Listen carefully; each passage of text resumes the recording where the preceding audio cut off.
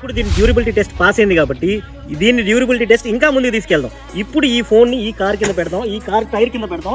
Phone కంప్లీట్గా smash అయిపోతుందా ఇంకా వర్కింగ్లో ఉంటుందన్నది టెస్ట్ చేసి చూసి చేద్దాం. ఇట్లా పెడదాం. ఫోన్ అయితే కనుక ఇప్పుడు కింద చూడండి మొత్తం కంకర్ ఉన్నాయి. ఫోన్ అయితే కనుక ఇప్పుడు ఈ కంకర్లో ఈ ఫోన్ ఇట్లా పెడతాను. బ్రేక్ అయిపోతుందా ఉంటుందా ఏమవుతుందా చూసి చెప్తాను.